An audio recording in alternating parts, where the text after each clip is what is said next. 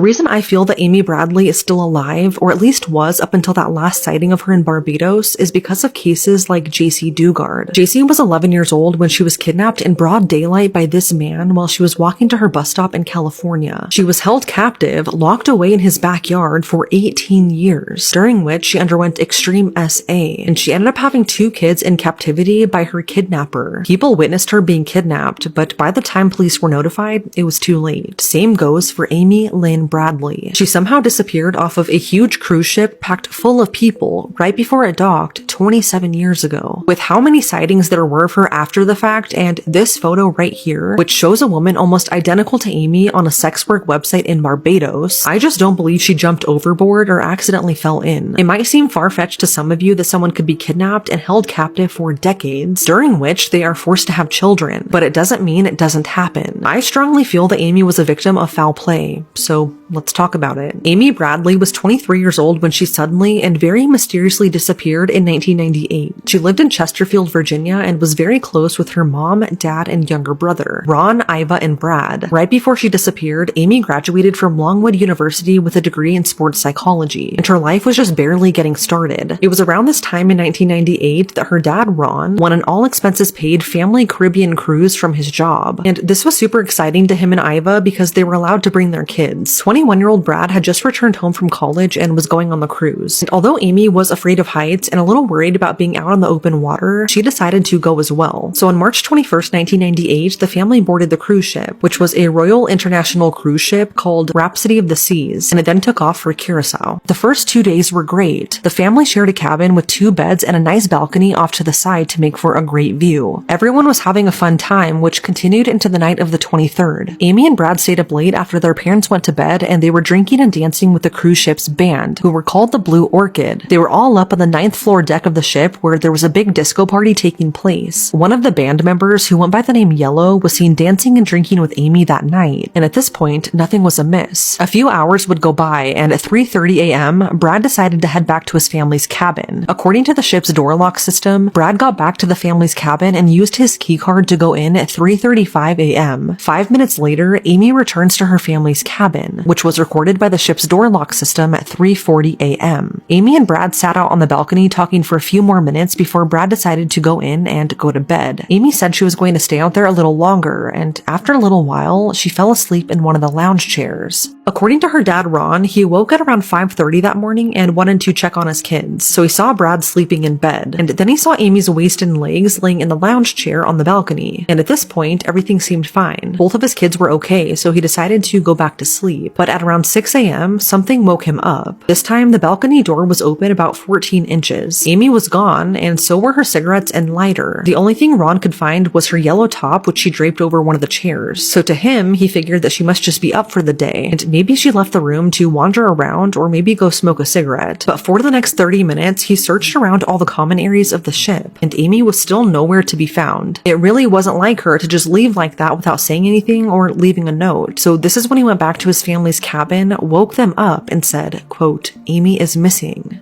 End quote. The family was starting to panic because the boat was about to dock on the island of Curacao, and since Amy had seemingly vanished into thin air, they didn't want anyone to get off the ship before she was found. So the family immediately went to the crew members on the ship and begged them to keep all 2,000 passengers on board and not let them disembark. They wanted them to make an overhead announcement about their missing daughter. But one thing in the documentary that really stood out to me was how cold and unsympathetic crew members, and especially the cruise director, were. They told Amy's family that it was too early to make that kind of announcement, as it would be too intrusive to the rest of the passengers. They told them to just keep looking for Amy, and they ended up letting everyone off the ship once it docked. It wasn't until almost 8 that morning that crew members finally made an announcement, but at this point, almost everyone was already off the ship. And to make it worse, the cruise director told all of the crew members to search their own cabins, and in total, they only searched for about 40 minutes. Keep in mind though, this was at around 12 p.m., so roughly 6 hours after Amy disappeared, so any potential evidence or clues left behind would have been gone at that point. One thing that the documentary left out that is super sketchy is the fact that right after Amy disappeared, and I'm talking like right after, the band member Yellow walked up to her brother Brad and said, quote, "Hey man, I'm sorry to hear about your sister."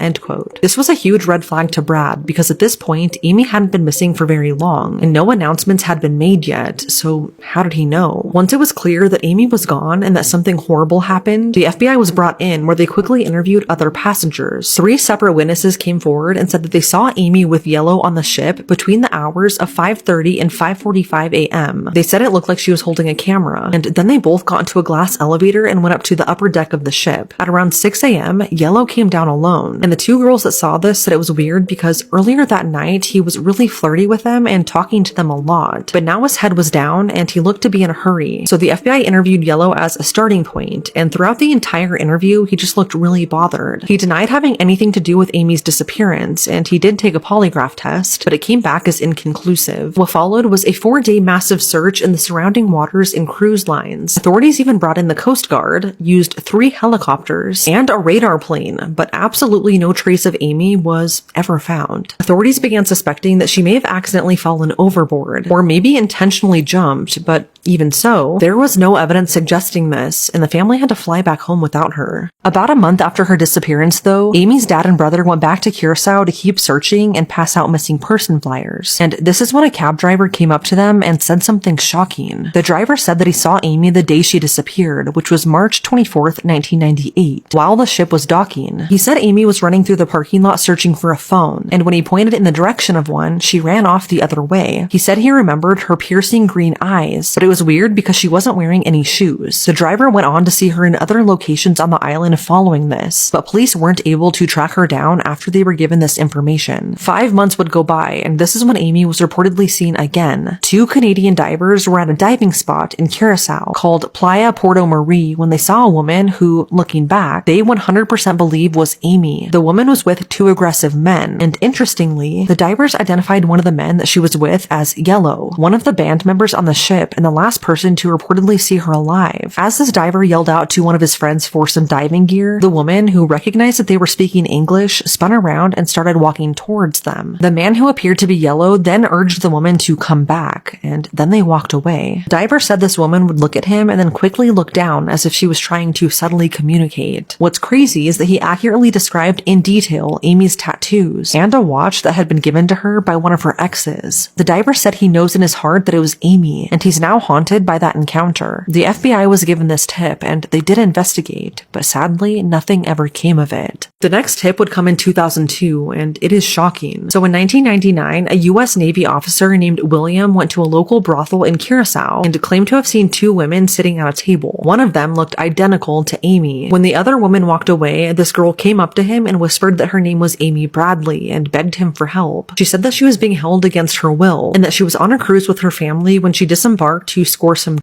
She said that she was now stuck here with these guys, but instead of actually helping her, he left her there. William said that he was too scared to help or come forward until 2002 because he didn't want to lose his job in the Navy for going to a brothel. And once again, the FBI was able to track down said brothel, but at this point, it had long since burned down. The next sighting was in 2003 when a woman spotted who she thought was Amy in San Francisco. Amy was with 2 men watching a street performance, and once they saw that they were being watched, the 2 men took Amy by the arms and fled the scene. Amy looked back at the witness like she needed help, but no one helped her. And the very last possible sighting of Amy was in a store's bathroom in Bridgetown, Barbados. The woman who saw her was in a bathroom stall when 4 men, along with who she thought was Amy, walked into the bathroom. It sounded to the woman like they were talking about doing an illegal deal of some sort, and then Amy asked if they could stop and see the children. It's not clear what children she was talking about, but some suspect that they could have been her own that were being held from her somewhere. The men then left the bathroom, which is when the witness stepped out of the stall. She spoke to the other woman, who quietly said that her name was Amy and that she was from West Virginia. When the witness continued to talk to her, Amy just froze and stared at her. As the witness left the bathroom, she ran into the men on the other side of the door, who then took Amy by her arms and led her away. This again was given to the FBI, who followed up on the tip, but by that point, the woman and the men were gone. The most disturbing and honestly damning piece of evidence to indicate that Amy was still alive at this point came in 2005. This is when her family received an email containing a series of photos. The photos were of this woman, who was a